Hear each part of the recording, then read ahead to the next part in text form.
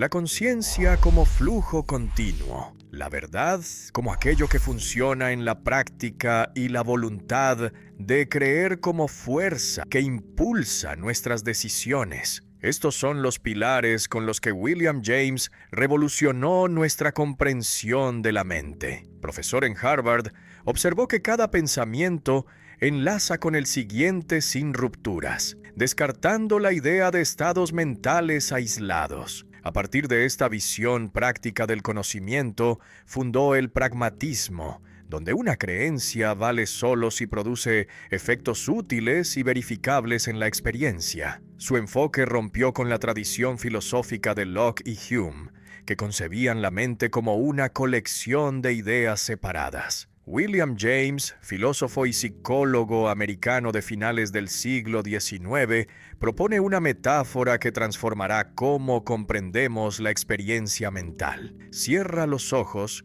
y observa tu mente durante un minuto. La psicología tradicional te diría que verás una serie de ideas separadas como cuentas en un collar. Primero piensas en A, luego en B, luego en C. Cada pensamiento sería una unidad discreta con límites claros. Pero esto falsifica completamente lo que realmente experimentas. Cuando observas honestamente descubres que no hay ideas separadas, sino un flujo continuo donde cada pensamiento se disuelve gradualmente en el siguiente, sin fronteras definidas. Es como intentar encontrar el momento exacto donde el azul se convierte en verde en un arco iris. No hay línea divisoria, sino transición gradual. Él afirma que la conciencia es un río ininterrumpido de pensamientos y sensaciones. Esta imagen del río captura algo esencial que la psicología atomista había perdido. Cuando miras un río no ves moléculas de agua individuales, sino corriente continua. Del mismo modo, tu experiencia mental no es colección de estados discretos, sino flujo donde cada momento emerge del anterior llevando trazas de lo que vino antes. Hay partes sustantivas donde la atención se detiene temporalmente en un contenido, como cuando el río forma un remanso. Hay partes transitivas que apenas notas conscientemente, pero que conectan los momentos sustantivos, como las corrientes rápidas entre los remansos. La psicología tradicional solo estudiaba las partes sustantivas ignorando las transitivas porque son difíciles de capturar mediante introspección. Es como intentar agarrar un rayo de luz. Cuando diriges tu atención hacia una transición, tiende a detenerse convirtiéndose en estado sustantivo. Esta idea revolucionaria rompe con la psicología de ideas fijas heredada del empirismo británico. Locke y Hume habían imaginado la mente como almacén de ideas separadas que se asocian mediante leyes externas de contigüidad, semejanza y causa-efecto. Pero James muestra que esta es construcción artificial. Lo primario es el flujo, no los elementos supuestamente discretos. Las ideas son abstracciones que extraemos artificialmente del río continuo para fines prácticos de comunicación y análisis. Cuando hablas sobre tus pensamientos, los congelas en palabras separadas, pero esto distorsiona la realidad vivida que es corriente. Imagina que intentas describir una melodía nombrando cada nota por separado, pierdes completamente el carácter melódico que surge de la continuidad. Las implicaciones para la identidad personal son profundas. Un río nunca es el mismo en dos momentos porque el agua fluye constantemente, pero sigue siendo el mismo río por la continuidad de su curso. Del mismo modo, tu conciencia nunca es idéntica porque está en perpetuo cambio. No puedes tener el mismo pensamiento dos veces porque cada pensamiento está coloreado por todo lo que vino antes. El pensamiento de un árbol que tienes ahora es diferente del pensamiento del mismo árbol que tuviste ayer porque tu experiencia intermedia ha modificado el contexto. Pero hay continuidad que permite decir que sigues siendo tú. Esta continuidad no es sustancia fija que permanece idéntica, sino el carácter conectado del flujo mismo. Eres la corriente, no algo que posee Loría estudiando casos concretos de interrupción del flujo. Cuando duermes profundamente, sin soñar parece que la corriente se detiene. Al despertar retomas el flujo, reconociendo la continuidad con el flujo previo al sueño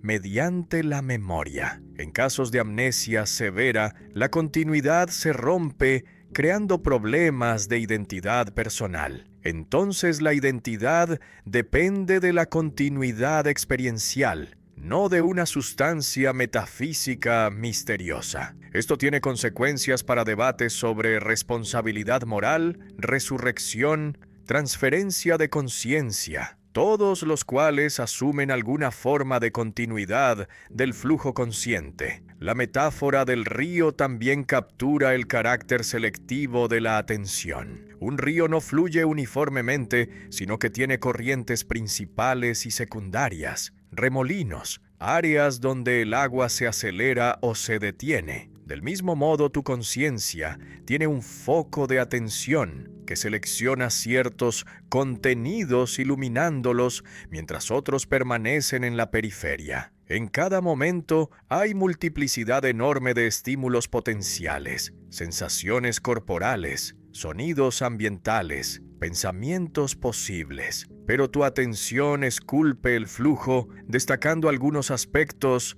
e ignorando otros. Esta selectividad no es pasiva, sino activa. Diriges tu atención voluntariamente, aunque también es capturada involuntariamente por estímulos sobresalientes. El carácter de tu experiencia depende tanto de lo que ignoras como de lo que notas. Este descubrimiento abrirá camino para desarrollos posteriores. En literatura, la novela del flujo de conciencia en Joyce, Woolf y Faulkner intentará capturar esta continuidad mediante técnicas narrativas que rompen con la linealidad tradicional. En filosofía influirá en Bergson, quien desarrollará independientemente ideas similares sobre la duración. En psicología inspirará métodos de investigación que respetan la continuidad de la experiencia en lugar de descomponerla artificialmente. La idea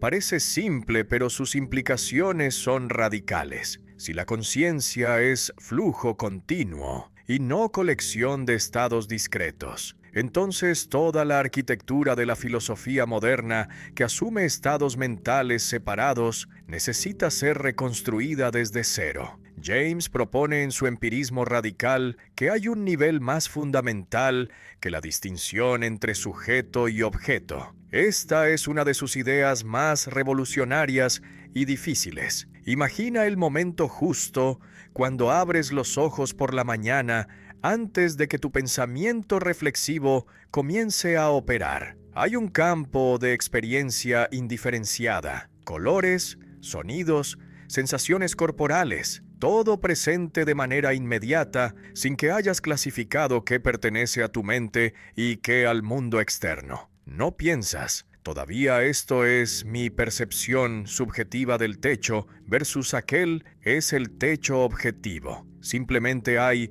el techo siendo visto como un evento único. Solo después, cuando reflexionas, introduces la división analítica separando el acto de ver del objeto visto. Pero esta división no está presente en la experiencia inmediata misma. Llama a esto experiencia pura porque es previa a la contaminación por las categorías filosóficas tradicionales. Cuando escuchas música no hay primero el sonido como objeto físico y luego tu audición como acto mental. Hay un único evento experiencial que solo posteriormente, cuando lo analizas, descompones artificialmente en dos aspectos. La música siendo escuchada es la realidad primaria. La separación entre sonido objetivo y audición subjetiva es abstracción posterior útil para ciertos propósitos, pero no es el dato originario. Entonces la experiencia pura no es mental ni física, sino simplemente experiencia. Las categorías mente y materia son construcciones secundarias que aplicamos después según nuestros intereses prácticos. La misma porción de experiencia pura puede funcionar simultáneamente en dos contextos diferentes. Cuando la relacionas con tu biografía personal, cuenta como parte de tu mente. Cuando la relacionas con otros eventos físicos en el espacio público, cuenta como parte del mundo material. Imagina que estás mirando una pintura en un museo. La experiencia visual del cuadro cuenta como percepción tuya cuando la insertas en la historia de tu visita al museo. Cuenta como el cuadro mismo cuando la insertas en la historia de los objetos físicos en la sala. Pero la experiencia misma es una sola. No hay duplicación misteriosa donde existiría tanto un cuadro material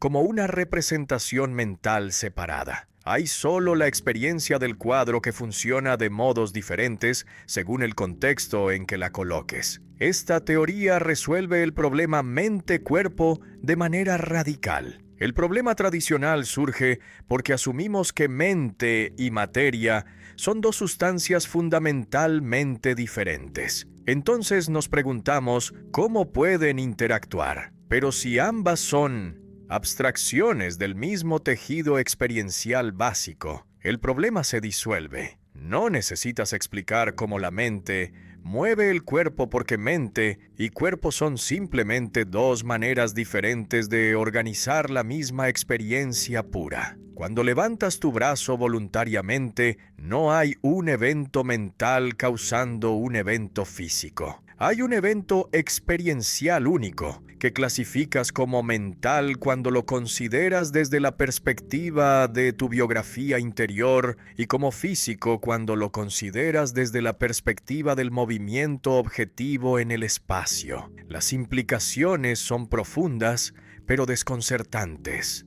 Si la experiencia pura es lo fundamental, entonces la división entre lo interno y lo externo, entre lo subjetivo y lo objetivo, es convencional, no absoluta. Depende de cómo decidimos organizar la experiencia para diferentes propósitos. Esto no significa que todo sea subjetivo o que no haya realidad externa. Significa que la realidad básica no es ni subjetiva ni objetiva, sino experiencia que puede ser organizada de ambas maneras según el contexto. James reconoce que esto suena extraño porque estamos tan acostumbrados a pensar en términos de sujeto y objeto que nos parece que esa división debe ser fundamental. Pero pide que examinemos la experiencia directa antes de las interpretaciones filosóficas. Cuando lo hacemos, encontramos experiencia sin la separación analítica que luego imponemos sobre ella. El bebé que mira un rostro no piensa primero que tiene una representación mental del rostro y que hay un rostro físico separado. Simplemente hay rostro siendo visto. La separación viene después con el desarrollo cognitivo y la educación filosófica. Esta teoría conecta con tradiciones místicas que hablan de la unidad primordial antes de las distinciones conceptuales. Pero James la presenta no como doctrina mística, sino como descripción fenomenológica de la experiencia inmediata. No necesitas meditar durante años para acceder a la experiencia pura. Es lo que tienes todo el tiempo, antes de que la reflexión filosófica la divida en mente y mundo. El desafío es reconocerla porque las categorías dualistas están tan arraigadas en nuestro pensamiento que las proyectamos automáticamente sobre la experiencia creyendo que estaban ahí desde el principio. James enfrenta una objeción que los racionalistas le hacían constantemente al pragmatismo. Si la verdad depende de consecuencias prácticas, entonces podrías decidir creer cualquier cosa que te convenga. Podrías elegir creer que eres millonario simplemente porque esta creencia te haría feliz. Esta crítica malinterpreta completamente su posición. No dice que puedes creer arbitrariamente lo que quieras,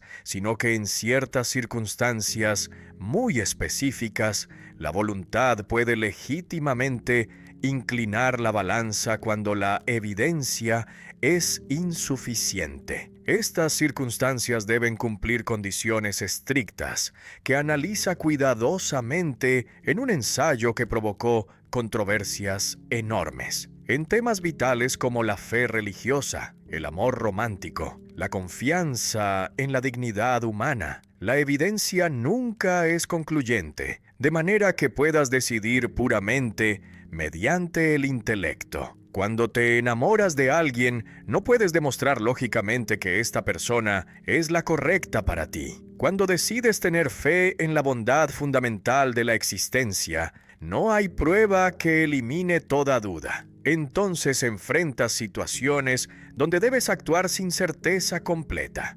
Suspender la decisión esperando más evidencia es frecuentemente imposible, porque la vida te fuerza a elegir. No decidir es ya una decisión con sus propias consecuencias. Se establecen 3 condiciones que una opción debe cumplir para que la voluntad de creer sea legítima. Primero, la opción debe ser viva, no muerta. Una opción viva es aquella que te atrae genuinamente como posibilidad real, dadas tus circunstancias culturales y personales. Para un occidental moderno, la opción entre cristianismo y ateísmo puede ser viva. La opción entre adorar a Thor o a Zeus probablemente sea muerta porque estas no son alternativas reales para ti. Segundo, la opción debe ser forzada, no evitable. Es forzada cuando no puedes simplemente no elegir. O confías en alguien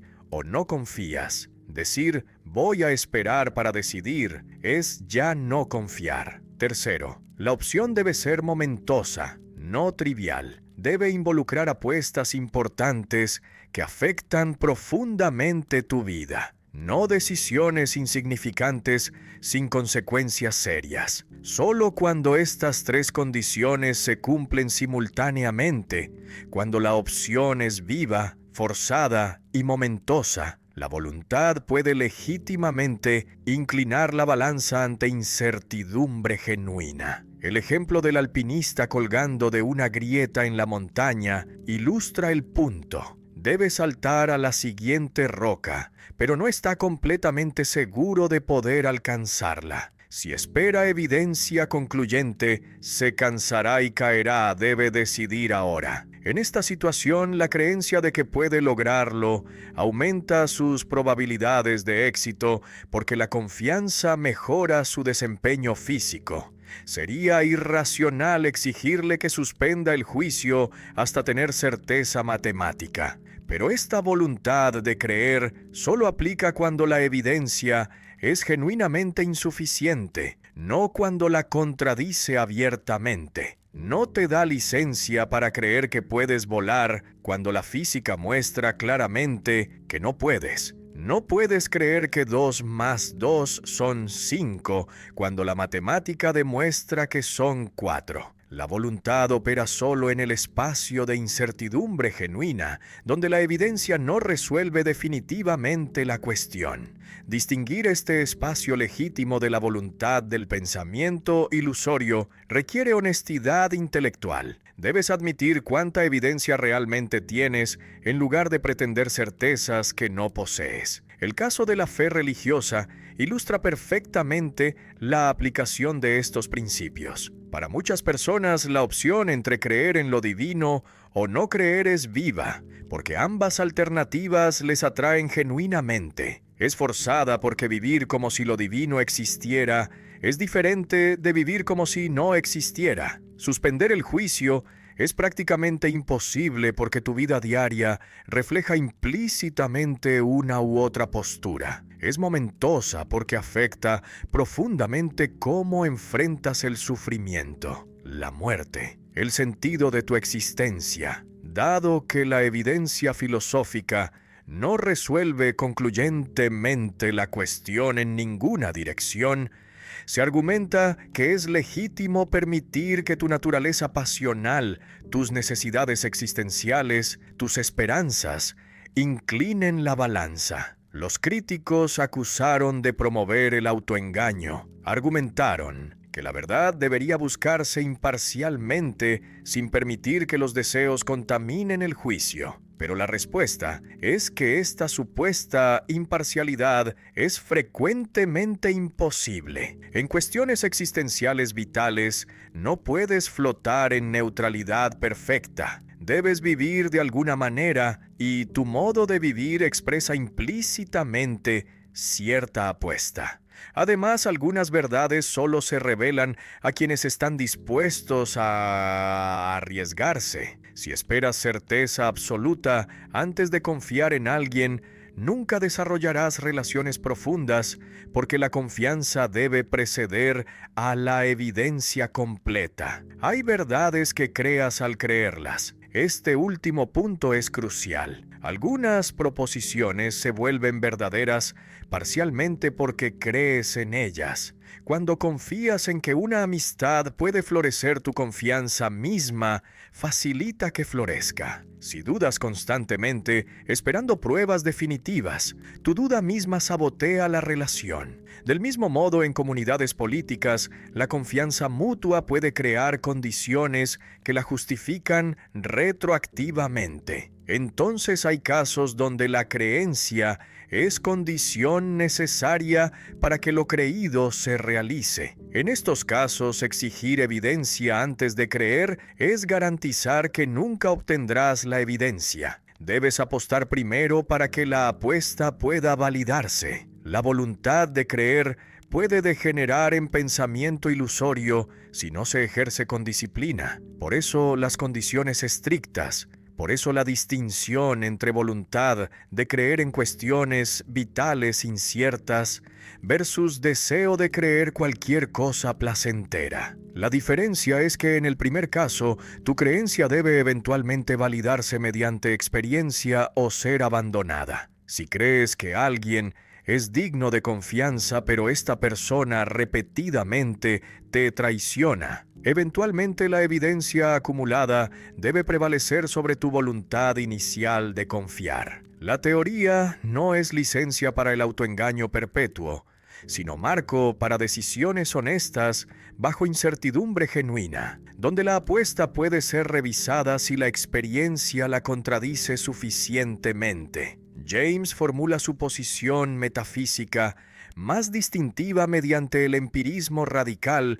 que extiende el principio empirista mucho más allá de lo que empiristas británicos como Locke y Hume habían imaginado. El empirismo tradicional sostenía que todo conocimiento viene de la experiencia sensorial, pero luego procedía a excluir grandes porciones de la experiencia del dominio de lo real. Las relaciones entre sensaciones eran tratadas como construcciones mentales, no como datos genuinos. Los significados y valores eran considerados proyecciones subjetivas, no como aspectos objetivos del mundo. La propuesta rechaza estas exclusiones arbitrarias. La realidad completa se compone solo de experiencia concreta sin residuo. El primer postulado del empirismo radical establece que las únicas cosas debatibles filosóficamente son aquellas definibles en términos extraídos de la experiencia. Esto elimina entidades metafísicas como sustancias ocultas, esencias inaccesibles,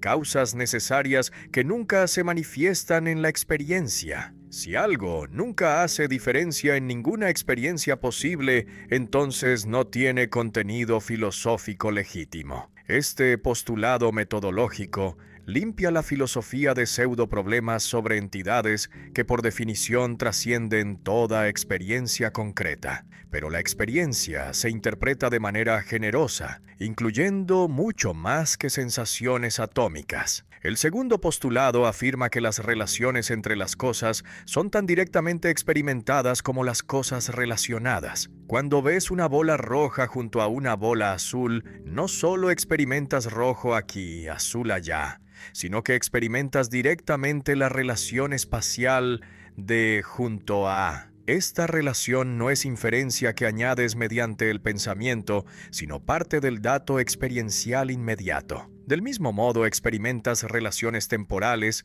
de antes y después. relaciones causales de producir, relaciones lógicas de implicar. Todas estas son conexiones conjuntivas que se dan directamente en la experiencia junto con los términos que conectan, pero también experimentas relaciones disyuntivas de separación, diferencia, independencia. Cuando experimentas que dos eventos están desconectados, que un objeto está distante de otro, que una experiencia interrumpe otra, estas relaciones disyuntivas son igualmente reales como datos de experiencia. El empirismo tradicional solo reconocía las sensaciones atómicas, tratando sus separaciones como el dato primario, pero se insiste en que tanto las conexiones como las separaciones son experimentadas. El mundo de la experiencia pura contiene ambos tipos de relaciones, formando un tejido complejo donde algunas cosas están íntimamente conectadas, mientras otras están remotas. El tercer postulado sostiene que las partes de la experiencia mantienen relaciones tanto externas como internas entre sí. Dos experiencias pueden estar relacionadas externamente cuando cada una podría existir sin la otra. Tu dolor de cabeza actual es externo a mi lectura de un libro porque podríamos tener estas experiencias independientemente, pero también hay relaciones internas donde una experiencia no podría ser lo que es sin la otra. Tu experiencia de escuchar una melodía es internamente relacional, porque cada nota depende de su relación con las notas circundantes para tener el significado melódico que tiene. Entonces, el mundo experiencial no es ni atomismo puro, donde todo es externo, ni holismo absoluto, donde todo es interno, sino pluralismo, donde ambos tipos de relación coexisten. Esta visión incluye en la experiencia cosas que el empirismo clásico excluía arbitrariamente. Los significados que captas cuando comprendes una frase son tan dados en la experiencia como los sonidos físicos de las palabras. Los valores que percibes cuando algo te parece hermoso o repugnante son aspectos objetivos de la experiencia, no meras proyecciones subjetivas. Las conexiones lógicas que ves cuando un argumento te parece válido son relaciones experimentadas, no construcciones posteriores. Entonces, el dominio de lo empírico se amplía enormemente para incluir toda la riqueza de la experiencia vivida. No hay abismo ontológico entre mente y mundo porque todo pertenece al mismo tejido experiencial. Esta consecuencia disuelve el dualismo cartesiano sin caer en idealismo ni en materialismo. No reduces la materia a ideas mentales como Berkeley, ni reduces la mente a procesos materiales como los materialistas. Simplemente reconoces que mente y materia son construcciones abstractas derivadas de la experiencia pura. La misma porción de experiencia cuenta como mental cuando la relacionas con tu biografía personal. Cuenta como material cuando la relacionas con otras experiencias en el espacio público. Pero la experiencia misma es neutral respecto a esta clasificación. Las consecuencias para entender la percepción son revolucionarias. En la percepción no hay duplicación misteriosa donde existiría un objeto externo material más una representación interna mental separada. Cuando ves un árbol hay simplemente la experiencia del árbol que funciona simultáneamente como tu percepción y como el árbol percibido según el contexto. Esto evita todos los problemas epistemológicos sobre cómo puedes conocer el mundo externo si solo tienes acceso a representaciones internas, porque no hay tal división.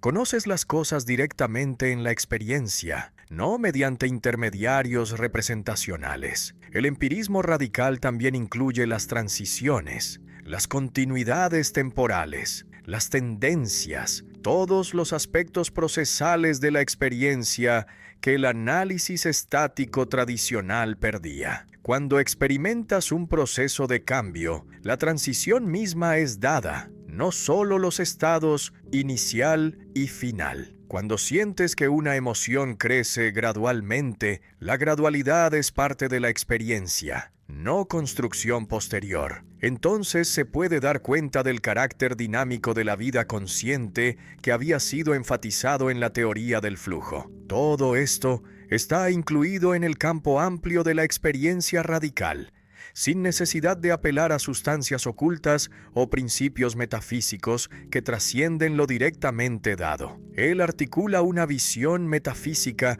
que rechaza todos los monismos totalizadores, defendiendo un pluralismo radical. Los sistemas filosóficos desde Parménides hasta Hegel habían buscado unidad última que subsumiera toda multiplicidad aparente, el uno absoluto, la sustancia única, el espíritu que se despliega dialécticamente. Todas estas visiones negaban realidad final a la pluralidad, tratándola como apariencia superficial destinada a disolverse en la unidad profunda. Pero se invierte esta prioridad afirmando que la pluralidad es tan real como cualquier unidad. El universo es genuinamente múltiple, no reducible a una sola cosa. El rechazo a los monismos se basa en que cierran toda posibilidad de novedad genuina. Si todo está predeterminado desde la eternidad en una unidad absoluta, entonces nada verdaderamente nuevo puede surgir. El futuro ya está contenido implícitamente en el presente. La historia es mero despliegue de lo que ya estaba dado. Tus decisiones son ilusorias porque el resultado final estaba fijado independientemente de lo que eligieras. Esta visión se encuentra moralmente repugnante, además de empíricamente insostenible. La experiencia directa muestra que hay genuina apertura, que tus elecciones hacen diferencia real, que el futuro no está completamente determinado sino parcialmente abierto. El universo jamesiano es plural porque contiene muchas verdades parciales que coexisten sin reducirse a una sola verdad absoluta. Hay la perspectiva del físico que estudia átomos, la del biólogo que estudia organismos, la del poeta que celebra la belleza, la del moralista que evalúa acciones. Ninguna de estas perspectivas captura la totalidad de la realidad. Cada una ilumina aspectos legítimos que las otras pierden. No hay una superperspectiva divina que las unifique todas eliminando sus diferencias. Las múltiples perspectivas son irreductiblemente plurales. Entonces, debes aceptar que diferentes descripciones igualmente válidas pueden ser inconmensurables entre sí. Cada experiencia tiene valor propio, no subordinado a un sistema único absoluto que le daría su verdadero significado. Este es pluralismo axiológico que rechaza jerarquías rígidas de valor. El placer sensorial tiene su propio valor, no derivado de cómo contribuye a fines superiores. La amistad vale por sí misma, no como medio para otra cosa. Entonces no puedes reducir todos los valores a un solo principio supremo que los ordene en sistema perfecto. Hay conflictos reales entre valores igualmente legítimos que no pueden resolverse apelando a un valor más alto. A veces debes elegir entre valores incompatibles. Sabiendo que pierdes algo genuinamente valioso, elijas lo que elijas. La realidad permite sorpresas genuinas, porque no está completamente determinada por sus condiciones iniciales. Hay convergencias impredecibles donde líneas causales independientes se encuentran produciendo resultados que no estaban contenidos en ninguna de ellas por separado. Hay desarrollo creativo donde emerge genuina novedad, no simple rearreglo de elementos preexistentes. Se defiende un universo donde el azar es real, no solo ignorancia de causas ocultas. Algunas cosas simplemente suceden sin estar completamente determinadas por el pasado. Esta apertura ontológica es condición de la libertad humana que requiere que tus decisiones agreguen algo real al mundo. El futuro está parcialmente indeterminado según esta visión, no completamente caótico porque hay regularidades, leyes, tendencias que limitan las posibilidades, pero tampoco completamente fijado, porque dentro de los límites hay margen para variación genuina. Imagina el universo como un juego donde las reglas están parcialmente establecidas, pero el resultado no está predeterminado. Los jugadores tienen libertad real de elegir jugadas que harán diferencia. El juego está abierto a múltiples desenlaces posibles. Del mismo modo, la historia humana no está determinada por leyes férreas, sino que es campo donde las acciones libres producen consecuencias reales. Esta indeterminación significa que la historia hace diferencia real. Lo que sucedió podría no haber sucedido. Las contingencias históricas no son detalles irrelevantes en el despliegue necesario de un plan eterno, sino bifurcaciones reales, donde el universo tomó un camino entre varios posibles. Entonces, estudiar historia no es simplemente descubrir lo que tenía que suceder, sino comprender cómo las elecciones humanas concretas crearon el mundo actual que podría haber sido diferente. Esto da peso moral enorme a las decisiones, porque realmente construyen el futuro en lugar de simplemente revelar un futuro predeterminado. El pluralismo metafísico se conecta con el empirismo radical, mostrando que la experiencia revela pluralidad, no unidad. Cuando observas el mundo experiencial, encuentras multiplicidad de centros de experiencia, no una sola conciencia universal. Encuentras conexiones parciales entre experiencias, no fusión total. Algunas experiencias están íntimamente conectadas formando cadenas causales fuertes. Otras están remotas e independientes. El tejido de la experiencia tiene tanto continuidades como discontinuidades.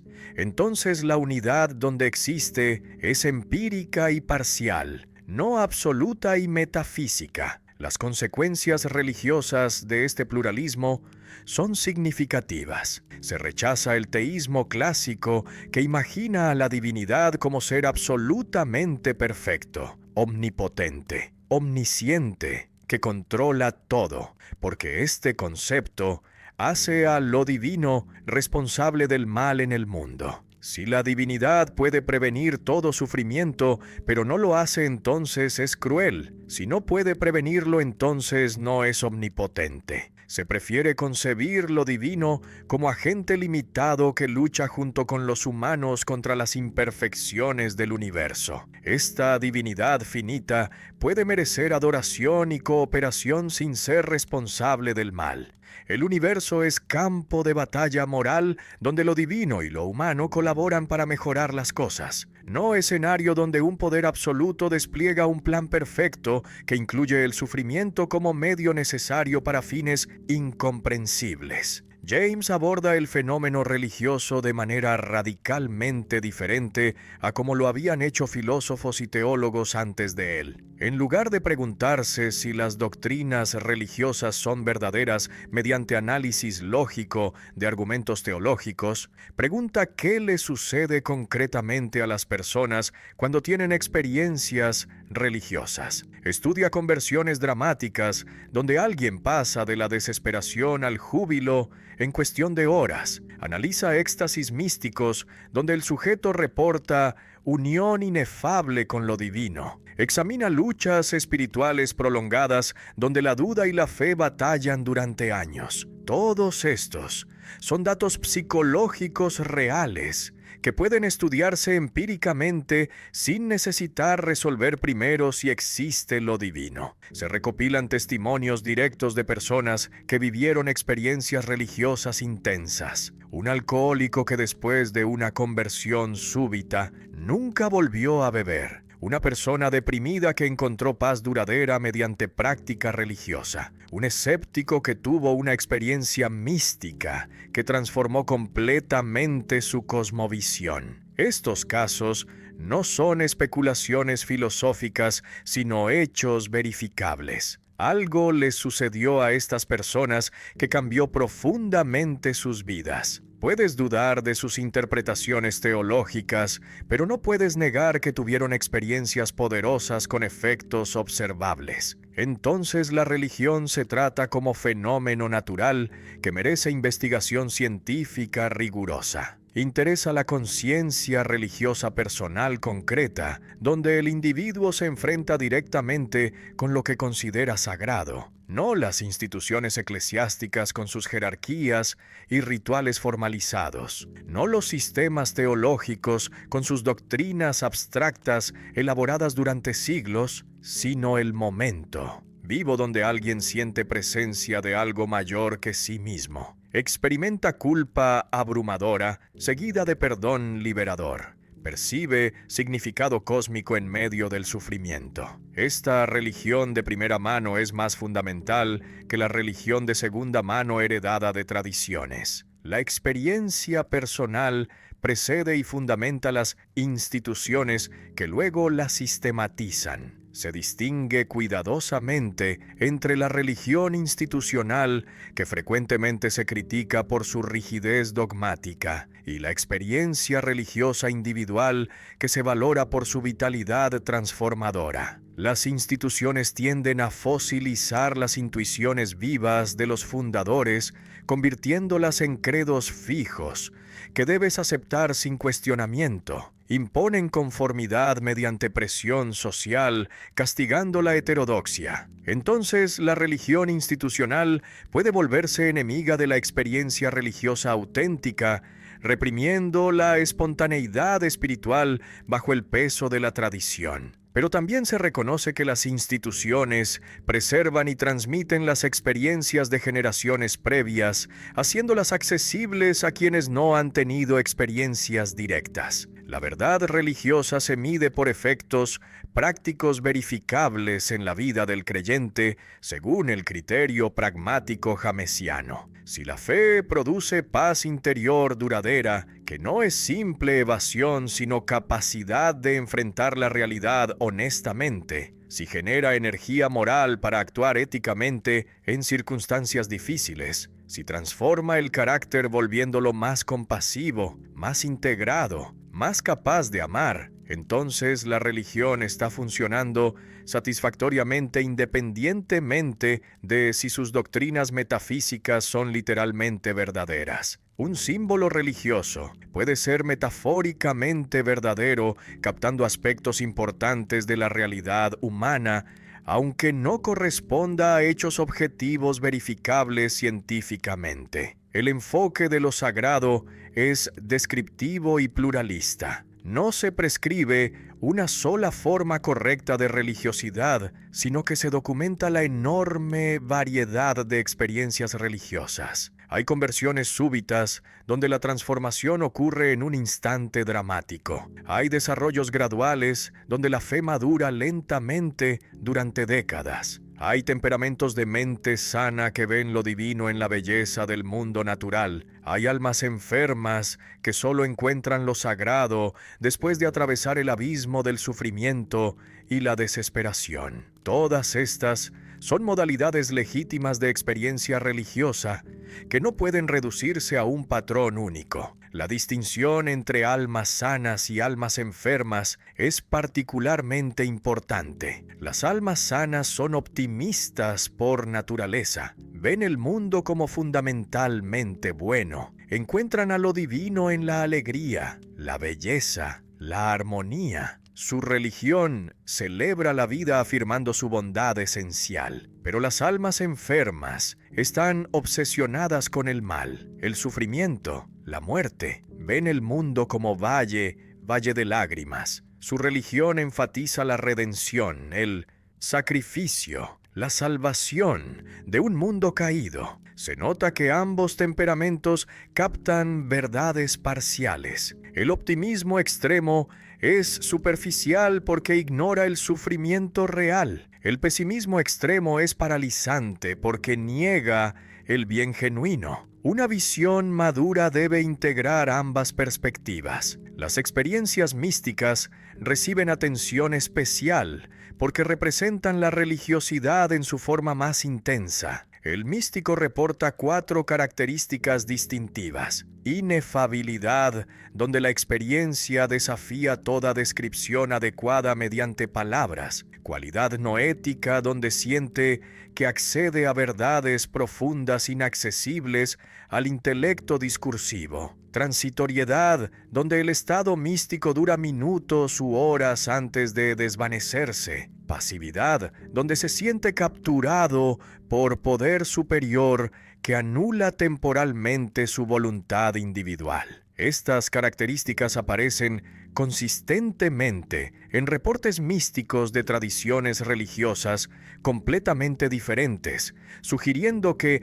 hay una estructura común de la experiencia mística. Pero no se concluye que el misticismo prueba la existencia de lo divino. Se reconoce que las interpretaciones de las experiencias místicas varían enormemente. Un cristiano interpreta su éxtasis como unión con Cristo, un budista como disolución del ego ilusorio, un naturalista como estado cerebral alterado. La experiencia cruda no viene etiquetada con su propia interpretación correcta. Entonces puedes aceptar la realidad de las experiencias místicas sin comprometerte con ninguna teología particular. Lo que estas experiencias demuestran es que la conciencia ordinaria no agota la realidad. Hay estados expandidos de conciencia que revelan dimensiones normalmente ocultas. Las consecuencias para la filosofía de la religión son revolucionarias. No puedes evaluar la religión solo mediante análisis lógico de argumentos teológicos, ignorando las experiencias vividas. La prueba ontológica de la existencia divina puede ser inválida lógicamente, pero esto no afecta el valor de las experiencias religiosas concretas. Inversamente, una experiencia mística poderosa no prueba ninguna doctrina metafísica específica. Entonces se separa la experiencia religiosa de las interpretaciones teológicas, mostrando que la primera es más fundamental que las segundas. La pregunta crucial no es si las doctrinas teológicas son lógicamente coherentes, sino si la práctica religiosa transforma vidas de manera positiva y verificable. Él analiza la paradoja de la autoconciencia, mostrando que cuando intentas conocerte a ti mismo, te encuentras en una situación peculiar. Hay el yo que está conociendo, y hay el yo que es conocido como objeto, pero estos no pueden ser exactamente idénticos porque conocer requiere distancia entre el sujeto que conoce y el objeto conocido. Entonces surge la pregunta, ¿qué es realmente el yo? ¿Es el que conoce? ¿El conocido? Ambos, ninguno. Esta cuestión había confundido a los filósofos durante siglos, generando teorías contradictorias sobre sustancias, haces de percepciones, egos trascendentales. La propuesta disuelve el problema mostrando que el yo no es cosa sino función en el flujo de la conciencia. Se distingue cuidadosamente entre el yo conocedor, que se llama el yo puro o yo pensante, y el yo conocido, que se llama el yo empírico o me. Cuando te observas introspectivamente, descubres el yo empírico, que tiene 3 dimensiones. Hay el yo material, que incluye tu cuerpo, tu ropa, tu casa, todas las posesiones que sientes como extensiones de ti mismo. Cuando alguien daña tu propiedad, lo sientes como agresión personal, no como simple pérdida de un objeto externo. Hay el yo social, constituido por los roles que desempeñas, la reputación que tienes, el reconocimiento que recibes de otros. En realidad tienes múltiples yo sociales porque muestras diferentes aspectos de tu personalidad a diferentes grupos. Hay el yo espiritual, que consiste en tus estados de conciencia, tus convicciones morales, tus capacidades intelectuales. Esto es lo que sientes como tu núcleo más íntimo. Pero además de estos yos empíricos que puedes observar como objetos, está el yo conocedor, que está haciendo la observación. Este yo puro es esquivo porque cuando intentas atraparlo reflexivamente, se convierte en yo conocido. El acto de conocer retrocede permaneciendo siempre del lado del sujeto, nunca del objeto. Algunos filósofos concluyeron que este yo trascendental es sustancia inmaterial permanente detrás de todos los pensamientos.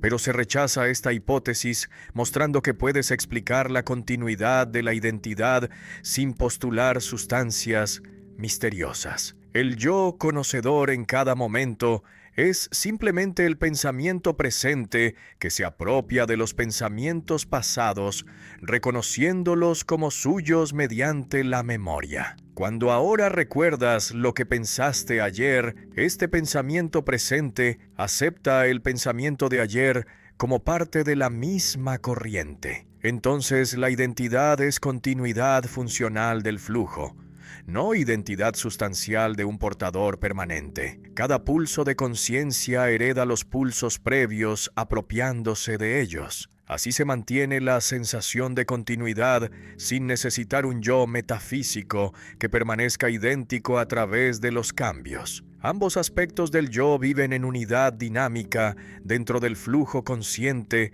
sin separarse realmente. No hay dos yos sino dos funciones que el mismo flujo desempeña. En un momento el flujo es sujeto que conoce. Al siguiente, ese mismo contenido se convierte en objeto conocido por el nuevo pulso de conciencia.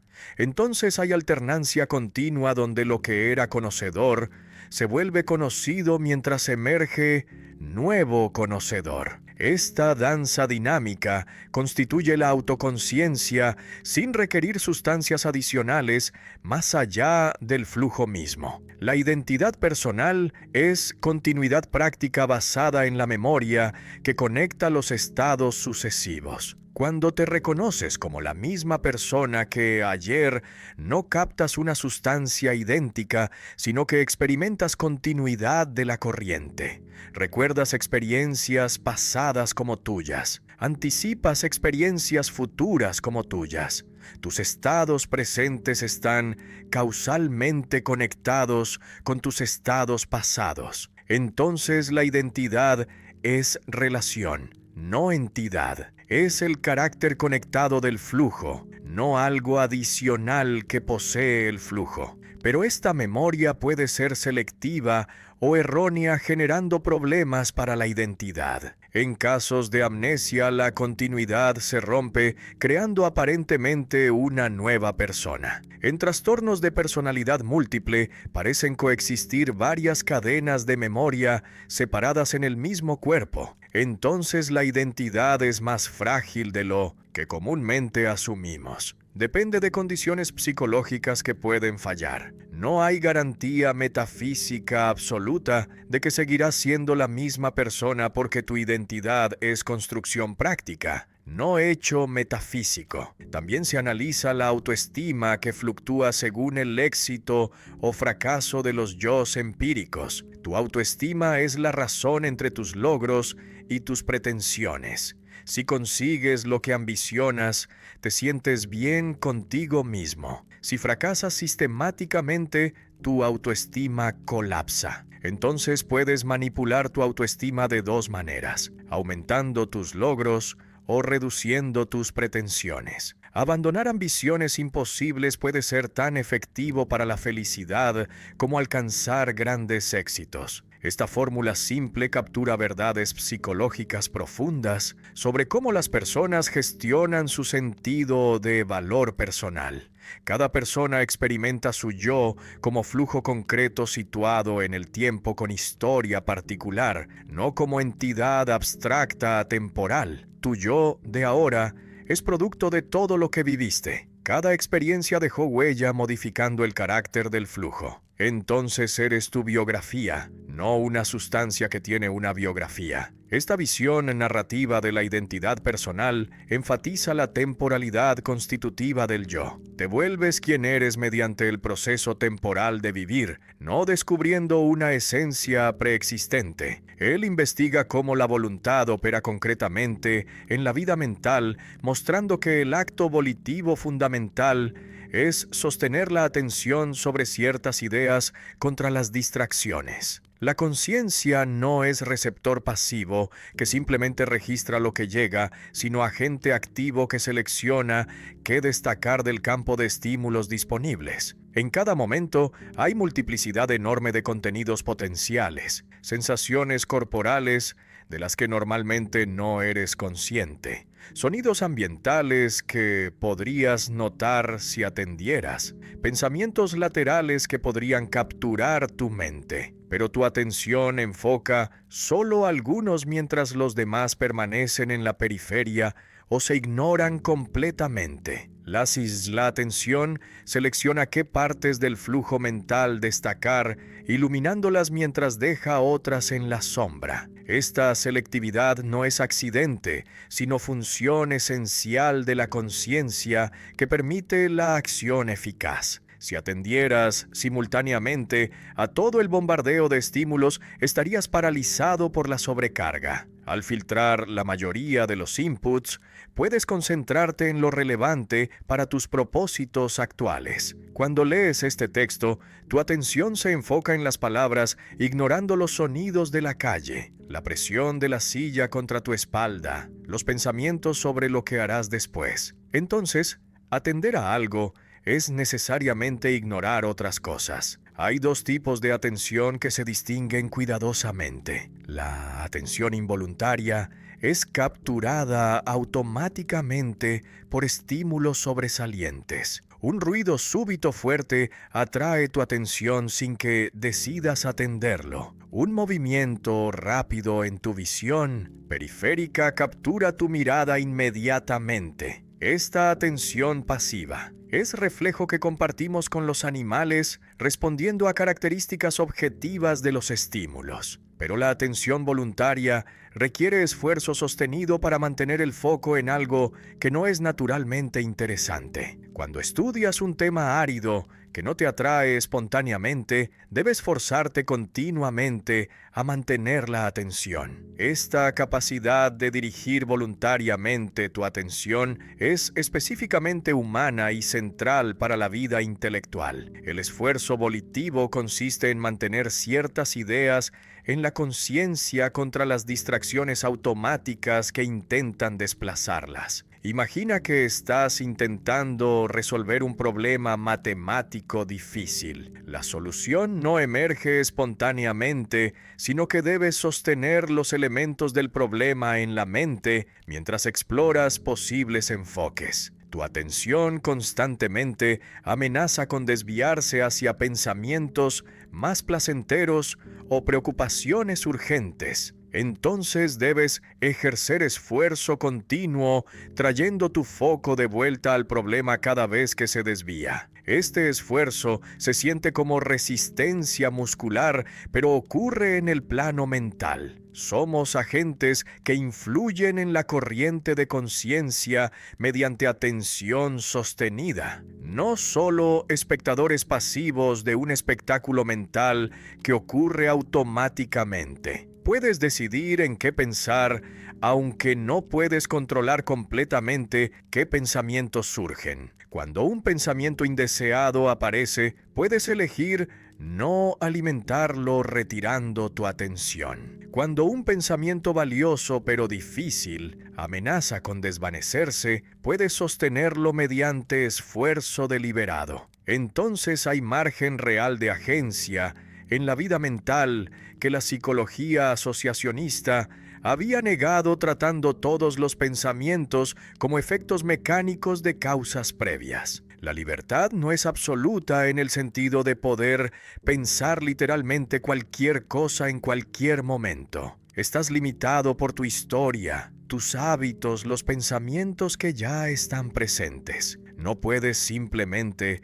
decidir tener una idea brillante que resuelva todos tus problemas. pero aparece libertad genuina en el esfuerzo consciente de sostener tu atención sobre ciertas posibilidades en lugar de otras. Cuando enfrentas una decisión moral difícil, puedes elegir mantener presente la perspectiva ética en lugar de dejarla ser desplazada por consideraciones egoístas. Esta capacidad selectiva de atención es donde la voluntad libre opera concretamente. El acto de mantener la atención es el núcleo de la voluntad humana según el análisis jamesiano. La volición no es poder misterioso de causar acciones desde fuera del flujo causal natural. Es simplemente el esfuerzo de sostener una idea en la conciencia hasta que sus consecuencias motoras se ejecuten automáticamente. Cuando decides levantar tu brazo, no causas directamente el movimiento muscular. Simplemente mantienes la idea de levantar el brazo en tu conciencia y el sistema nervioso hace el resto. Entonces el acto volitivo es mental, sostener la idea, mientras la ejecución es automática. Esta teoría ideomotora explica la acción voluntaria sin postular poderes causales no físicos. Las implicaciones para la educación son significativas. Educar la voluntad no es cuestión de ejercicios moralizantes abstractos, sino de entrenar la capacidad de sostener la atención. Cuando enseñas a un niño a concentrarse en tareas que no son inmediatamente gratificantes, estás fortaleciendo su voluntad. El estudiante que puede mantener la atención en un libro difícil durante horas tiene voluntad fuerte no por virtud moral innata, sino por hábito desarrollado de control atencional. Entonces, la disciplina intelectual y la fuerza de voluntad son aspectos del mismo desarrollo de la capacidad de dirigir la atención voluntariamente. Se reconoce que el esfuerzo volitivo tiene límites. No puedes mantener la atención indefinidamente en algo completamente carente de interés. Después de cierto tiempo, la fatiga mental hace imposible continuar. Entonces la voluntad más fuerte eventualmente se agota requiriendo descanso. Pero dentro de estos límites naturales hay variación enorme entre individuos en su capacidad de esfuerzo sostenido. Algunas personas pueden concentrarse durante horas, mientras otras se distraen después de minutos. Esta diferencia en capacidad atencional explica gran parte de la diferencia en logros intelectuales y prácticos. La atención voluntaria sostenida es músculo mental que puede fortalecerse mediante práctica o debilitarse por falta de uso. James propone una teoría revolucionaria sobre las emociones que invierte completamente el sentido común. Normalmente pensamos que primero sientes miedo y luego tu corazón se acelera. Primero te entristeces y luego lloras.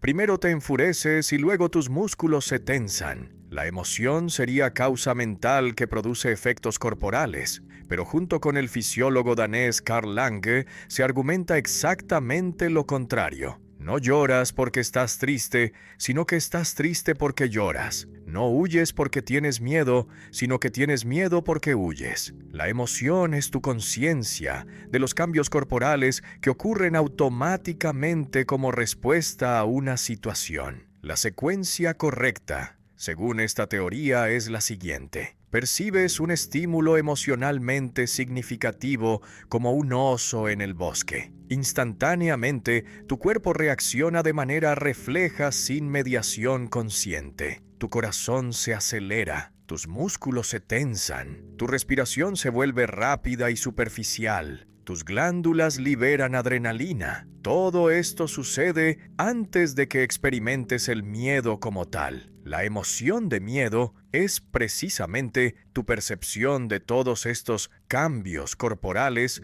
ocurriendo simultáneamente. Sin las sensaciones viscerales, no habría emoción sino solo un juicio frío de que el oso es peligroso. Se ofrece un experimento mental para hacer plausible esta tesis contraintuitiva. Intenta imaginar que sientes miedo intenso, pero sin ningún cambio corporal, sin corazón acelerado, sin sudor, sin temblor, sin tensión muscular, sin respiración alterada. Descubres que es imposible. Una vez que quitas todos los síntomas corporales, no queda nada que puedas llamar emoción, solo queda la percepción intelectual abstracta de que estás en peligro. Del mismo modo, intenta imaginar alegría sin sonrisa, sin ligereza en los movimientos, sin relajación muscular, sin brillo en los ojos. La alegría desaparece completamente,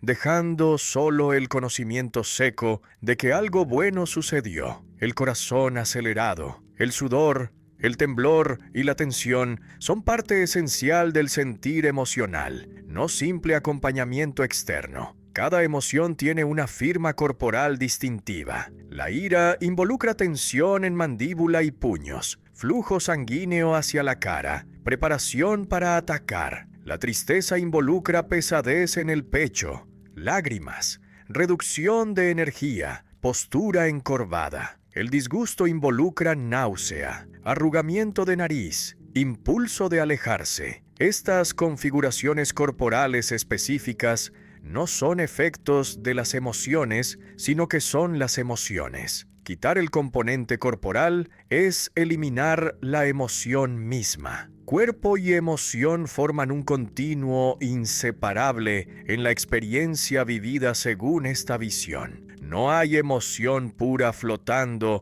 en una mente descorporizada. Toda emoción es esencialmente encarnada. Sentir es siempre sentir corporalmente. Esta teoría desafía el dualismo cartesiano, que separaba radicalmente mente y cuerpo, tratando las emociones como estados puramente mentales que casualmente se asocian con cambios físicos. Se muestra que esta separación es artificial. En la experiencia vivida, lo mental y lo corporal de la emoción son inseparables. Las evidencias incluyen observaciones clínicas de personas con daño neurológico, pacientes que han perdido sensibilidad en ciertas partes del cuerpo reportan que sus emociones se vuelven más débiles o desaparecen completamente. Si no puedes sentir los cambios viscerales porque tus nervios están dañados, entonces no puedes experimentar plenamente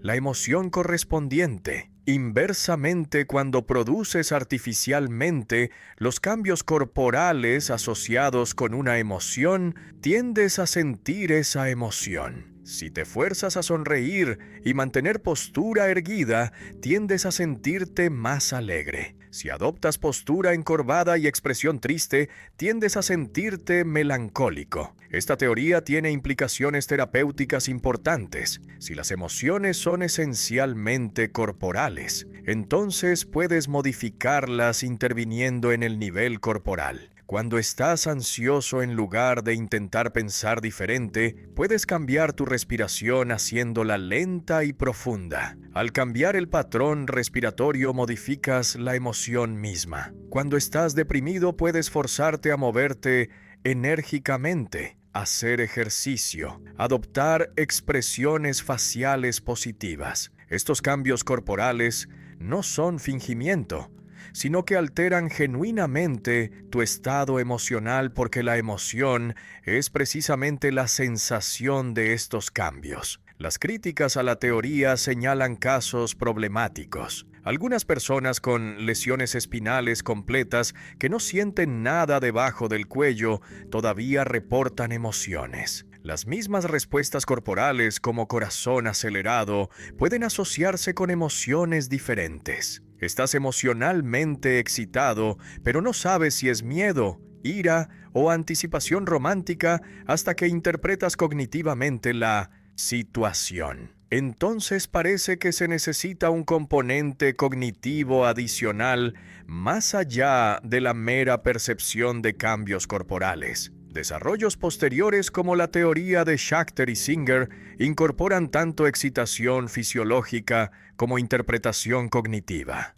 pero la contribución fundamental permanece. Se mostró que las emociones no son eventos puramente mentales que casualmente se asocian con el cuerpo, sino que están constitutivamente encarnadas. Cualquier teoría adecuada de las emociones debe tomar en cuenta seriamente el componente corporal, no como mero efecto, sino como parte esencial del fenómeno emocional. Esta visión anticipa desarrollos contemporáneos en neurociencia afectiva y teorías encarnadas de la cognición que enfatizan que pensar y sentir son actividades corporales, no solo cerebrales. La revolución consistió en reconocer que no tienes un cuerpo que siente separado de una mente que piensa, sino que eres un organismo unificado donde sentir y pensar son procesos corporales inseparables. James dedica un capítulo completo de sus principios de psicología al hábito porque considera que comprender los hábitos es clave para entender tanto la conducta individual como la estructura social. Cada mañana te despiertas y realizas una secuencia compleja de acciones sin pensarlas conscientemente. Te cepillas los dientes con la misma mano de siempre, sigues la misma ruta al trabajo, respondes automáticamente a saludos rutinarios. Todas estas son conductas habituales que ejecutas sin deliberación. Si tuvieras que decidir conscientemente cada movimiento, estarías paralizado. Los hábitos liberan tu atención consciente, permitiéndote enfocarte en situaciones nuevas que requieren pensamiento. Los hábitos son mecanismos neurales que automatizan las conductas repetidas mediante la formación de conexiones cada vez más fuertes en el sistema nervioso. Cuando realizas una acción por primera vez, las conexiones neuronales necesarias son débiles. El movimiento es torpe y requiere concentración intensa. Pero con cada repetición las conexiones se fortalecen, las vías neuronales se vuelven más eficientes. Eventualmente la acción fluye automáticamente sin necesitar supervisión consciente. Un pianista novato debe pensar cada dedo en cada tecla. Un maestro toca pasajes complejos mientras piensa en la expresión musical porque sus dedos se mueven automáticamente por hábito. Los hábitos liberan la atención consciente para nuevas tareas y decisiones importantes, porque una vez que una conducta es habitual, no necesita recursos atencionales. Imagina aprender a conducir un automóvil. Al principio debes concentrarte intensamente en cada acción. Presionar el pedal correcto, cambiar de marcha, mirar los espejos. Todo requiere esfuerzo consciente. Después de meses de práctica conduces automáticamente mientras conversas con un pasajero. Planeas tu día, escuchas música. El hábito de conducir libera tu mente para otras actividades. Sin esta capacidad de automatización mediante hábitos, tu vida sería extremadamente limitada porque solo podrías hacer una cosa a la vez. Se usa la metáfora del volante para explicar la función social de los hábitos. Un volante en una máquina acumula energía y la libera gradualmente manteniendo movimiento estable. Del mismo modo, los hábitos mantienen la estabilidad y previsibilidad social, permitiendo que la sociedad funcione sin caos. Si las personas no tuvieran hábitos estables de cumplir promesas, respetar turnos, obedecer leyes básicas, la vida social sería imposible. Cada interacción requeriría negociación desde cero sin poder confiar en patrones establecidos. Entonces los hábitos son el volante de la sociedad manteniendo el orden mediante la inercia conductual. Esta estabilidad tiene el lado conservador que se reconoce abiertamente. Los hábitos mantienen a las personas en sus posiciones sociales, perpetuando desigualdades. El obrero permanece obrero porque sus hábitos de pensamiento y acción lo adaptan a esa posición. El aristócrata permanece aristócrata porque sus hábitos refinados lo distinguen de otras clases. Entonces los hábitos funcionan como mecanismo de estratificación social, donde cada grupo desarrolla patrones conductuales que lo identifican y lo atan a su posición. La movilidad social es difícil en parte porque requiere cambiar hábitos profundamente arraigados que se formaron durante años de práctica inconsciente. Pero los hábitos también pueden cambiarse mediante esfuerzo deliberado, aunque esto requiere disciplina considerable. La plasticidad del sistema nervioso permite formar nuevas conexiones y debilitar las antiguas. El principio fundamental es que debes actuar de la manera nueva consistentemente hasta que se vuelva automática. Si quieres desarrollar el hábito de levantarte temprano, debes hacerlo todos los días sin excepciones durante semanas hasta que tu cuerpo se ajuste. Cada excepción debilita la formación del nuevo hábito, fortaleciendo el patrón antiguo. La constancia es más importante que la intensidad del esfuerzo inicial. Se ofrecen máximas prácticas para la formación de hábitos. Lanza tu iniciativa con la mayor fuerza posible. Aprovecha cada oportunidad para actuar según el nuevo hábito. Nunca permitas una excepción hasta que el nuevo hábito esté firmemente arraigado. Practica en frío habilidades que necesitarás en momentos críticos. Estas reglas son psicológicamente sólidas porque reconocen que los hábitos se forman mediante repetición mecánica, no mediante comprensión intelectual. Puedes entender perfectamente por qué deberías hacer ejercicio regularmente, pero esto no crea el hábito. Solo la práctica repetida lo hace. La importancia de esta teoría para la educación es enorme. Educar a un niño es esencialmente ayudarlo a formar los hábitos correctos. Los hábitos de atención, disciplina, honestidad, perseverancia, se forman en la juventud y determinan el carácter adulto. Un niño que desarrolla hábitos de estudio consistente tendrá ventaja permanente sobre quien nunca los desarrolló. Por eso la educación temprana es tan crucial. Está formando las vías neuronales que estructurarán toda la vida posterior. Los padres y maestros son arquitectos de hábitos que darán forma al futuro de los niños. James desarrolla una teoría del tiempo psicológico que converge notablemente con las ideas de Henry Bergson, aunque ambos llegaron a conclusiones similares de manera independiente. El tiempo tal como lo experimentas subjetivamente es radicalmente diferente del tiempo objetivo que miden los relojes. Cuando esperas ansiosamente que algo suceda, los minutos se arrastran interminablemente.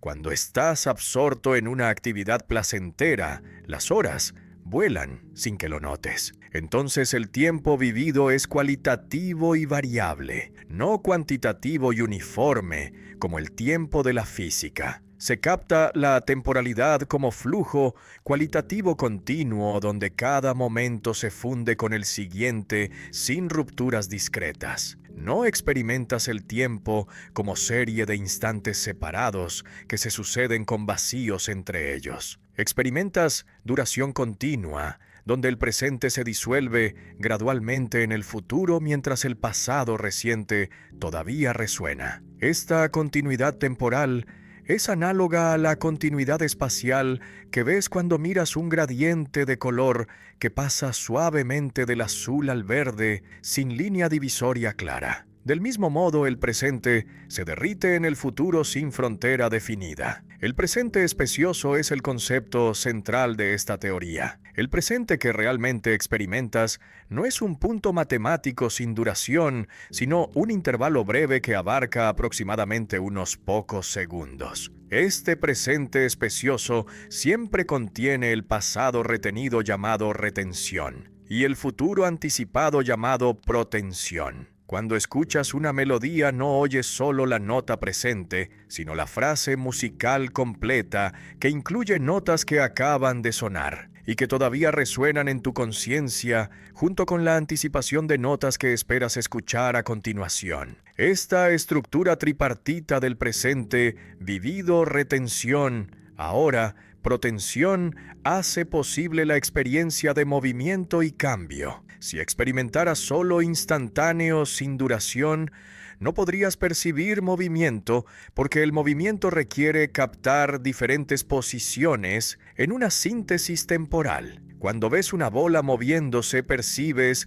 el movimiento mismo, no una serie de posiciones estáticas. Esto es posible porque tu presente espacioso retiene las posiciones recientes mientras capta la posición actual, permitiéndote sintetizar el movimiento como proceso continuo. El tiempo psicológico es duración real del devenir consciente, no cronometría externa que impone unidades arbitrarias. Cuando vives una experiencia intensa, el tiempo se espesa, se vuelve denso de contenido cualitativo. 5 minutos de terror contienen más duración vivida que 1 hora de aburrimiento monótono. Entonces la cantidad de tiempo vivido no corresponde a la cantidad de tiempo del reloj. Puedes vivir más en un día lleno de experiencias nuevas que en un mes de rutina repetitiva. La riqueza cualitativa determina cuánto tiempo realmente viviste. Las diferencias con Bergson son principalmente de énfasis. Bergson desarrolló una metafísica elaborada de la duración como realidad fundamental, mientras la descripción permanece más cercana a lo psicológico. Bergson opuso radicalmente intuición, que capta la duración, versus intelecto, que la espacializa. El enfoque jamesiano fue menos dualista, permitiendo que el pensamiento conceptual capture parcialmente la duración, aunque imperfectamente. Pero ambos compartían la convicción de que el tiempo real es cualitativamente diferente del tiempo cuantitativo de la ciencia. La conciencia vive en espesor temporal, donde pasado, presente y futuro se interpenetran. No hay instante presente absolutamente separado del pasado y del futuro. Tu experiencia presente está saturada de memoria que colorea cómo percibes lo que está sucediendo ahora. Está orientada hacia expectativas futuras que determinan qué aspectos del presente notas. Entonces la temporalidad vivida es sintética, no analítica. Integra dimensiones temporales en lugar de separarlas. Vives en duración, no en puntos matemáticos abstractos. Esta visión tiene implicaciones para entender la memoria. Recordar no es reproducir un instante pasado congelado, sino revivir una duración. Cuando recuerdas un evento, no recuperas una fotografía estática, sino que revives el flujo temporal del evento con su desarrollo, sus transiciones, su carácter procesal. La memoria misma es fenómeno temporal, no espacial. Implica retención de duraciones pasadas que se fusionan con la duración presente, creando continuidad biográfica. Las consecuencias para la filosofía del tiempo son significativas. El tiempo no es contenedor objetivo independiente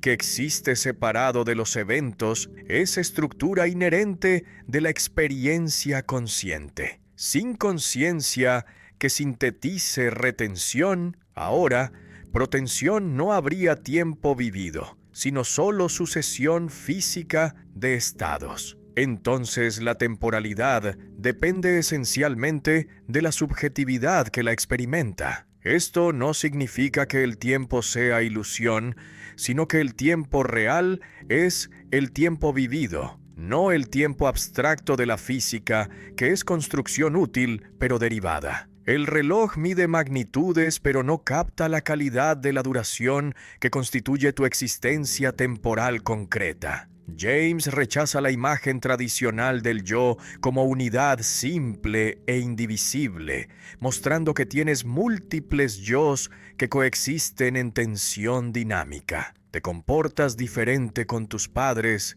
que con tus amigos. Manifiestas aspectos distintos de tu personalidad en el trabajo versus en casa. Valoras cosas diferentes según el contexto en que te encuentres. Esta multiplicidad no es hipocresía ni esquizofrenia, sino estructura normal de la identidad personal que se despliega en capas. Cada capa tiene su propia lógica, sus propios valores, sus propias fuentes de satisfacción o frustración. Comprender esta pluralidad interna es clave para entender la complejidad de la vida humana. El yo material abarca tu cuerpo físico, que es el núcleo más íntimo, junto con las posesiones que sientes como extensiones de ti mismo. Cuando alguien golpea tu cuerpo, lo experimentas como agresión directa a tu ser, no como simple evento físico externo. Del mismo modo, cuando destruyen algo que posees, sientes la pérdida visceralmente,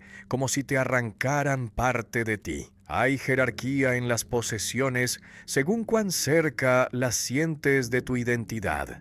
Tu ropa está más cerca que tu automóvil, tu hogar más cerca que tu oficina. Las posesiones que usas diariamente se integran a tu yo material más profundamente que objetos ocasionales. Estas posesiones afectan la autoestima directamente porque funcionan como marcadores visibles de tu estatus y capacidades. Cuando adquieres algo valioso, te sientes expandido. Cuando pierdes posesiones importantes, te sientes disminuido. Esta no es superficialidad, sino hecho psicológico fundamental sobre cómo los humanos construyen identidad mediante objetos. Las culturas materialistas exageran esta tendencia, pero no la crean. La vinculación entre yo y posesiones existe universalmente, aunque con intensidades variables. Entonces, tu sentido de quién eres incluye ineludiblemente una dimensión material que no puedes eliminar mediante simple esfuerzo de voluntad. El yo social se compone de múltiples facetas, porque tienes tantos yo sociales como grupos de personas cuyas opiniones te importan. Eres un yo diferente para tus colegas profesionales que para tus amigos de infancia. Manifiestas aspectos distintos de tu personalidad con tu pareja romántica que con tus hermanos. Este no es engaño, sino adaptación natural a diferentes contextos relacionales. Cada grupo conoce y valora aspectos diferentes de ti. Juntos, estos reconocimientos parciales constituyen tu yo social completo, aunque ningún grupo individual lo capture todo. La reputación que tienes en cada círculo social es componente crucial de tu identidad porque influye en cómo te tratan y en las oportunidades que recibes. Cuando tienes reputación de confiable, las personas te confían responsabilidades. Cuando tienes reputación de incompetente, te excluyen de tareas importantes. Estas reputaciones se construyen mediante acciones pasadas, pero luego adquieren inercia propia, afectando tu presente independientemente de tus capacidades actuales. Recuperarse de una mala reputación requiere esfuerzo enorme, porque debes superar no solo tus deficiencias reales, sino también las expectativas negativas que otros proyectan sobre ti. El yo espiritual contiene tus estados internos de conciencia, que sientes como núcleo más profundo e íntimo. Incluye tus convicciones morales, que no negociarías aunque otros las rechacen, tus principios fundamentales que estructuran cómo interpretas el mundo, tus capacidades intelectuales que usas para razonar y decidir. Este yo espiritual es lo que sientes como tu verdadero ser, cuando distingues entre cómo apareces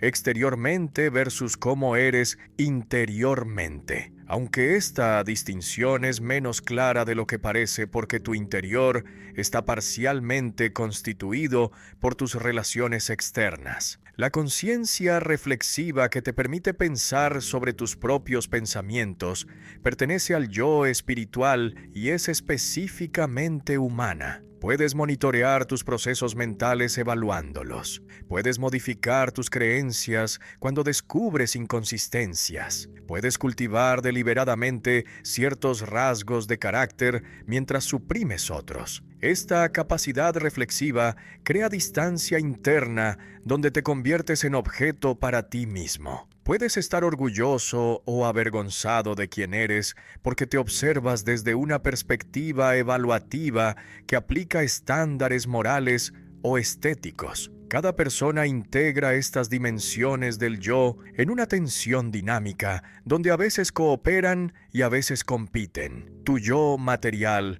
puede desear posesiones que tu yo espiritual condena como vanidosas. Tu yo social puede presionarte a conformarte cuando tu yo espiritual valora la autenticidad. Estas tensiones no son defectos que debas eliminar, sino estructura normal de una vida humana compleja. La madurez consiste en negociar estos conflictos internos, desarrollando una jerarquía práctica donde sabes qué dimensión del yo tiene prioridad en cada contexto. Esta jerarquía práctica varía entre individuos y culturas. Algunas personas priorizan el yo material buscando comodidad física y seguridad económica como valores supremos. Otras priorizan el yo social deseando aprobación y estatus más que cualquier otra cosa. Otras priorizan el yo espiritual sacrificando posesiones y reputación por principios. No se prescribe una jerarquía correcta universal, sino que se describe cómo diferentes ordenamientos producen diferentes tipos de vida con diferentes formas de satisfacción y sufrimiento. La clave es reconocer que llevas estos múltiples yos dentro de ti y que la paz interior requiere armonizarlos mediante compromisos honestos. No pretender eliminar la multiplicidad en favor de una unidad ficticia. Él, en sus escritos tardíos, desarrolla una visión metafísica radical que disuelve el dualismo tradicional entre mente y materia, sin caer en idealismo ni en materialismo. Durante siglos la filosofía había asumido que hay dos tipos fundamentalmente diferentes de realidad: sustancias mentales que piensan y sustancias materiales que ocupan espacio. El problema entonces era explicar cómo estas dos ontologías heterogéneas pueden interactuar. ¿Cómo puede tu mente inmaterial mover tu cuerpo material? ¿Cómo pueden eventos físicos causar experiencias conscientes? La propuesta es que este problema es pseudo problema generado por una falsa partida que divide artificialmente lo que es originalmente uno. Se elimina el abismo ontológico entre lo mental y lo físico, mostrando que ambos son abstracciones derivadas de una realidad más fundamental, la experiencia pura que es neutral respecto a la distinción mente-materia. Cuando tienes una percepción como ver esta página, no hay primero un objeto material externo y luego una representación mental interna separada. Hay un único evento experiencial que solo posteriormente, mediante análisis, clasificas como teniendo un aspecto objetivo, la página, y un aspecto subjetivo, tu visión de la página. Pero esta clasificación es construcción que impone sobre una experiencia originalmente indiferenciada. Todo es experiencia pura indiferenciada inicialmente, antes de las clasificaciones filosóficas que introducen distinciones. El bebé que acaba de nacer no divide su experiencia en yo versus mundo. Simplemente hay un campo de sensaciones, colores, sonidos, sensaciones táctiles, todo mezclado sin organización clara. Solo gradualmente, mediante el aprendizaje y la conceptualización, el niño aprende a separar lo que pertenece a su cuerpo de lo que pertenece al entorno, lo que puede controlar voluntariamente de lo que sucede independientemente. Estas distinciones son adquisiciones culturales, no datos originarios de la experiencia. La misma porción de experiencia pura puede funcionar simultáneamente como mental y como física según las relaciones en que la coloques. Este es el monismo neutral jamesiano que revoluciona la ontología. Cuando ves una silla, la experiencia visual de la silla cuenta como tu percepción mental cuando la relacionas con tu biografía personal, con tus otras experiencias pasadas y futuras, con tus intenciones y acciones. Pero cuenta como la silla material misma cuando la relacionas con otras experiencias públicas, con las percepciones que otras personas tienen del mismo objeto, con su historia causal en el espacio físico. Conciencia y mundo se entretejen en un solo continuo experiencial sin duplicación misteriosa. No necesitas postular dos entidades, un objeto externo más una representación interna. Hay solo la experiencia que pertenece simultáneamente a dos series diferentes de relaciones: la serie mental que constituye tu mente y la serie física que constituye el mundo material. Esta pertenencia dual no implica que la experiencia exista dos veces, sino que funciona de dos maneras según el contexto. Así como la misma persona puede funcionar como madre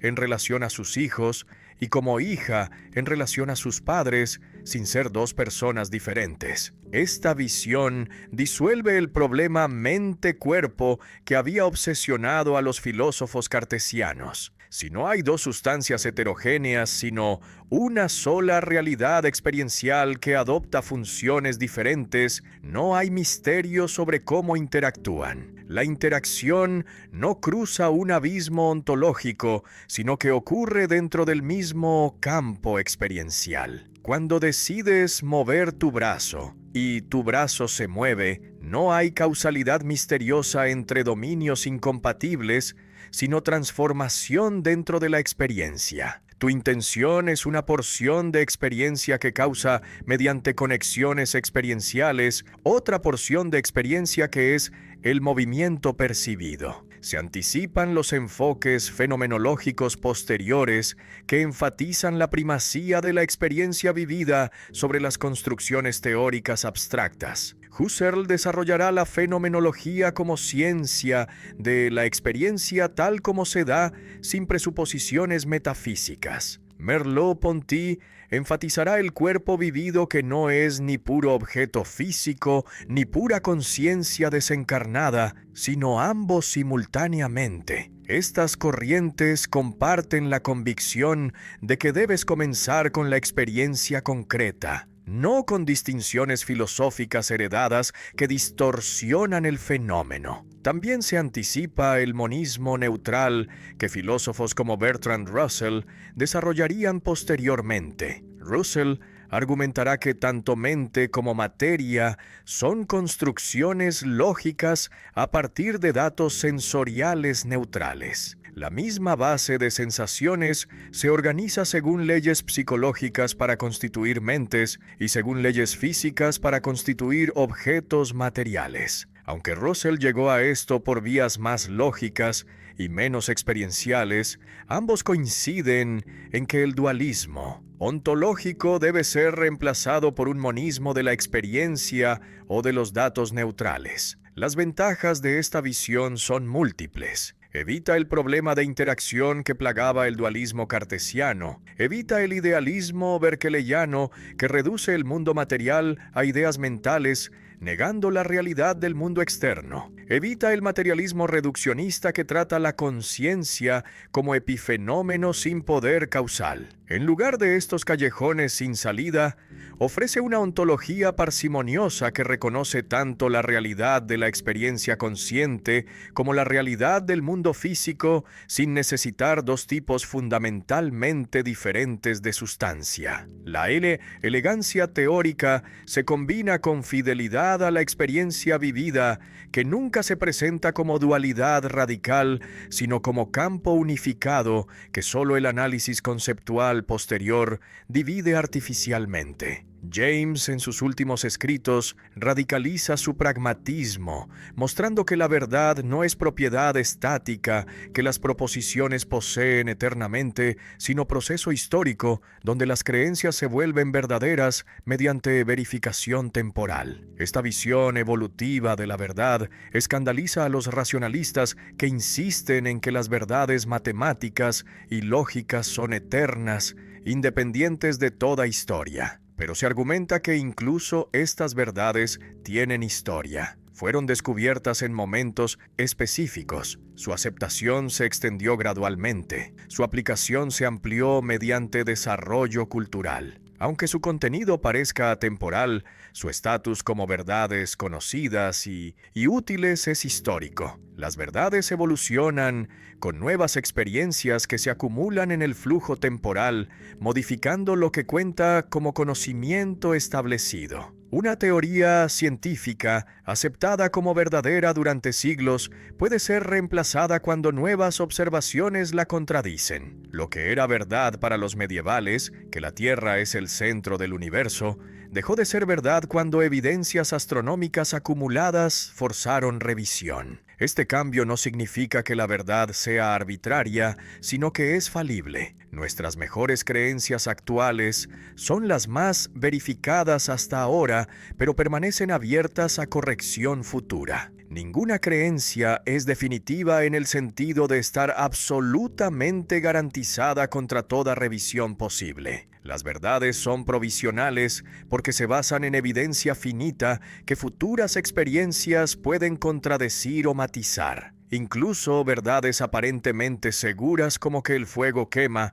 podrían en principio ser revisadas si encontraras condiciones donde el fuego no quema. La provisionalidad no implica que debas dudar de todo constantemente, sino que debes mantener apertura intelectual, reconociendo que el conocimiento es empresa acumulativa donde cada generación corrige a la anterior. Todas las creencias son revisables cuando nueva evidencia suficientemente fuerte las desafía. Esta falibilidad universal distingue el pragmatismo de los fundacionalismos que buscan certezas absolutas inmunes a la duda. No hay proposiciones privilegiadas que puedan servir como fundamentos incuestionables del conocimiento. Incluso los principios lógicos como el de no contradicción son revisables si adoptarlos llevara a mejores resultados prácticos en ciertos contextos. Algunos lógicos contemporáneos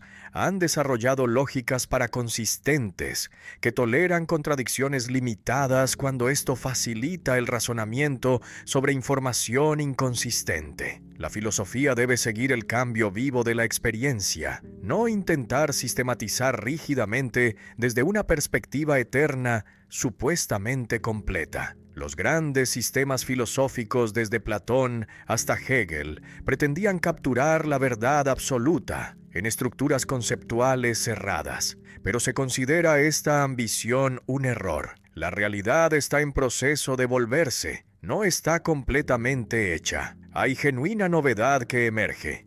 Cualquier sistema que pretenda ser definitivo quedará obsoleto cuando surjan experiencias nuevas que no puede acomodar. Mejor reconocer la provisionalidad y mantener la filosofía abierta a revisión continua. Esta apertura al cambio no significa relativismo donde todas las opiniones son igualmente válidas. Hay criterios pragmáticos rigurosos. Las creencias deben conectar coherentemente con el sistema establecido de conocimiento. Deben permitir predicciones exitosas que se verifican mediante experiencia. Deben resolver problemas prácticos o teóricos que enfrentas. Una creencia que falla sistemáticamente, estos testes debe ser abandonada independientemente de cuán placentera sea. La verdad pragmática no es simple conveniencia subjetiva, sino verificación objetiva mediante consecuencias experienciales. La realidad se conoce por aproximaciones sucesivas,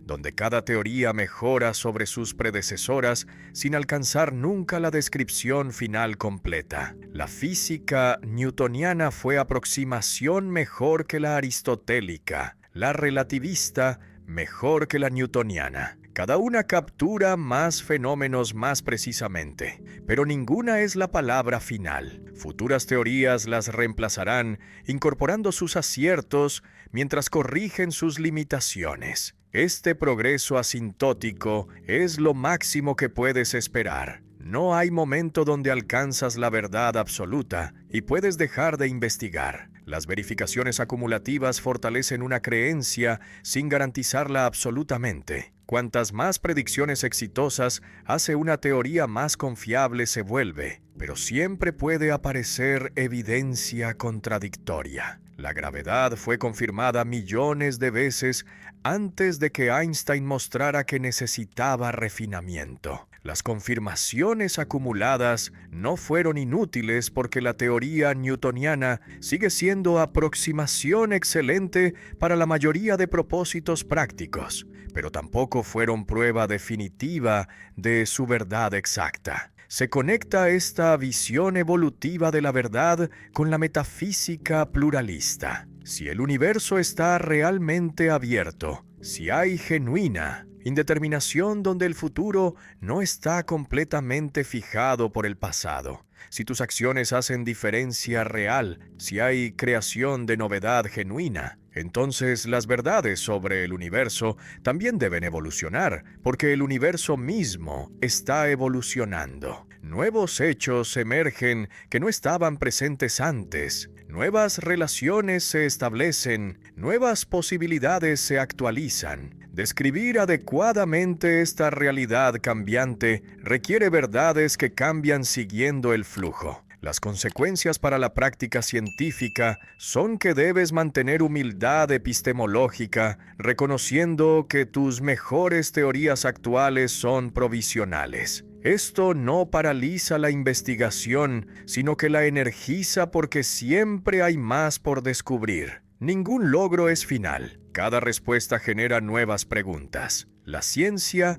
es empresa infinita, no proyecto completable. Esta visión de conocimiento como proceso sin fin captura mejor la historia real de la ciencia que imágenes de certeza acumulativa donde cada generación simplemente añade ladrillos a un edificio que eventualmente se terminará. Para la vida práctica significa que debes estar dispuesto a revisar tus creencias cuando la experiencia lo demande, sin aferrarte dogmáticamente a lo que creías antes. La flexibilidad intelectual es virtud pragmática porque permite adaptarte a circunstancias cambiantes, pero también debes confiar en tus creencias bien establecidas lo suficiente para actuar sobre ellas. El escepticismo paralizante, que duda de todo, es tan impractical como el dogmatismo,